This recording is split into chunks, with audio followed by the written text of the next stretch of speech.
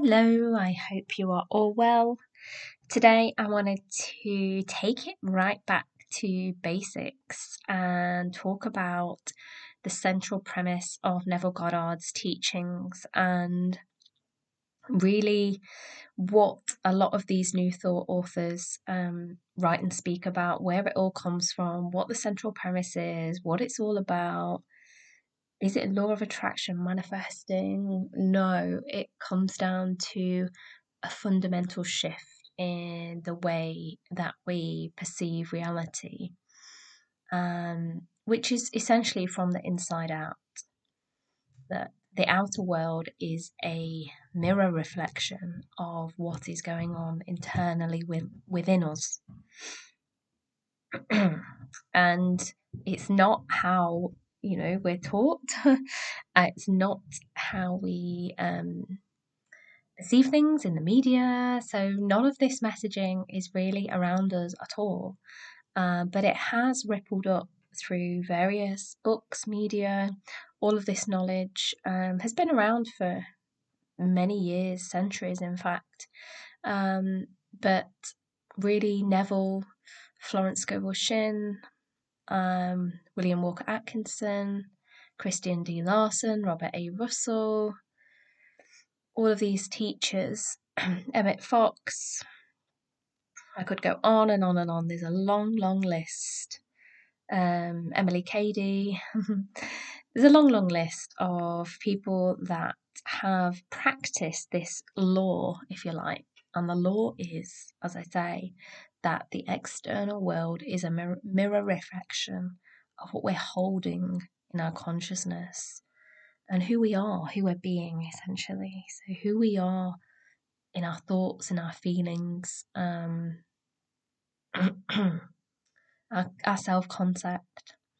And to take it right back to the clearest, simplest explanation I can give is it is all about your I am, how you view and perceive yourself, what your core beliefs are about yourself, how you feel about yourself, what you are excuse me, thinking and feeling in relation to other people. It all comes back to the I am, which is your presence. And the I am is formless awareness. It's your imagination. So this I am is infinite. It's everything, it's everyone. You can't really divide up the internal and external because everything is I am, essentially. But we have the power to decide on our I ams, and we have the power to consciously control our I am. And so the more we resonate with, say, I am love, or I am confidence, whatever those things are, the more we'll see those beliefs ripple out into the world. Everybody's a mirror. People are showing up to reflect the beliefs that we have about ourselves and the beliefs that we have about them, which is usually back in relation to ourselves. So Neville often said, no one to change but self.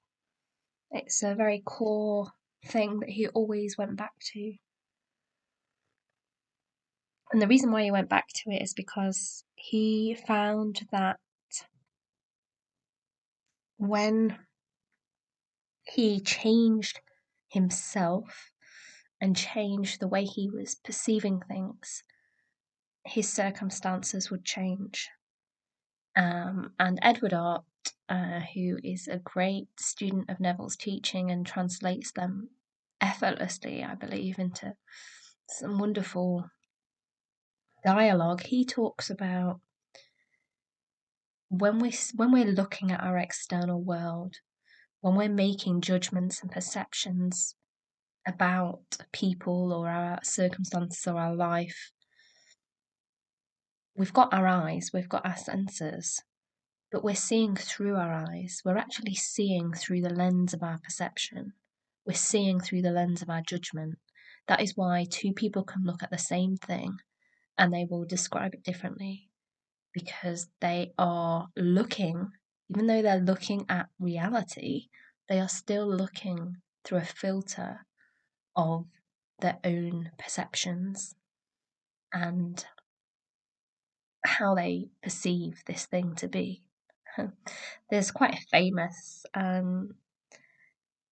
think it's like a kind of a famous sort of like parable or story about two people looking at a sunset, and one person is describing it in one way and they're saying the sun is going down and the light is fading and you can see the glow of red and orange over the hill. And the other person is saying there's a beautiful warmth that comes over the horizon, and I can feel the glow of the sun on my face as it beautifully disappears and the sun sets on another day. Two people can have a completely different experience to the same event happening in reality. One person might perceive it in a very factual, logical way. The other person might interpret it from a grateful perspective, full of gratitude.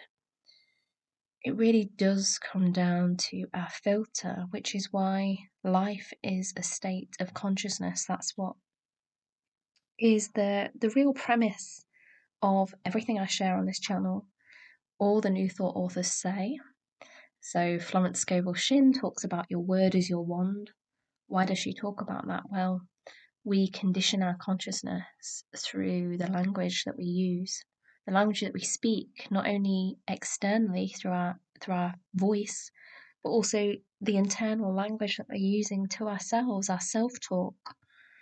Our self-talk is so incredibly important.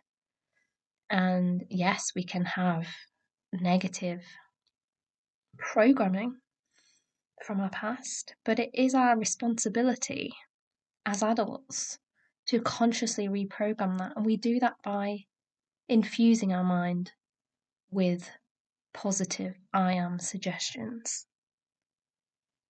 uplifting material, and to change our belief.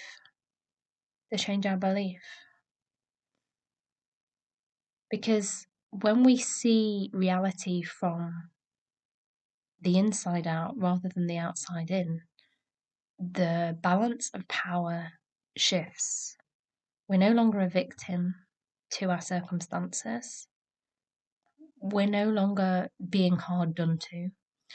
We're no longer being at the effect end of what's going on. All these things happen to me, therefore I am this way, or therefore X, Y, and Z. We are the cause, because no matter what has happened, the now is where our I am presence resides. And the now is where we can adopt and assume a new perspective. And we're all on our journey of coming home to ourselves. We're all on that journey. And yeah, we're all helping to walk each other home. Every single person is our teacher, reflecting beliefs about ourselves. Again, that's why Neville says no one to change but self. If Neville didn't like something that he saw in his external world, he wouldn't go and fight that situation or argue with the person or, get himself tangled up in the five sense reality. He would go into his mind and look at his own mind and beliefs of how he was perceiving that experience. and wondered if there was another way he could interpret this, how he can change his beliefs. And then after a while, he realized through practical experience that his assumptions hardened into fact. And he says, even if there's something that is false, if it's persisted in, it would harden into fact. So even if whoever believes, well, this person doesn't like me, that might not be true. They might do. But if I were to have that continual repetitive beliefs, self-talk, it would harden into fact. As we are the creators of our reality. And this is why I'm so passionate about this knowledge. It is truly freeing for humanity. We have such incredible power that we are not realizing just how truly magnificent we are and truly powerful we are. And we unknowingly cause ourselves a lot of suffering as a result. I know I have, definitely. I've been so caught up in the external that in the past I haven't looked to my own consciousness to see what beliefs I was holding about that situation. And it's really fascinating when you can track back to certain situations in your life, things that have worked out well, things that have worked out not so well, and you can see what was my I am beliefs at that time. What were you thinking and feeling about yourself and about other people in relation to that experience? Did you have that strong conviction? Yeah, it's done. It's all good. Or did you have the opposite? And we can test this out. This is the beauty of this, It's not some theory. It's not some fluffy idea. It's an experiential, practical demonstration of the law of consciousness. Consciousness is the one and only reality, and our life is a mirror. Things are reflected back at us. And if we want to change something in our life, improve our relationships, improve our health, we need to first change it on the inside, change our mental pictures, change our self-talk, be kinder to ourselves, see ourselves as the highest. And there's various tools we can use to help us do this. As many people share on the wonderful resource that is YouTube, there's so much out there to help us do this. We are all waking up, I believe, to this knowledge.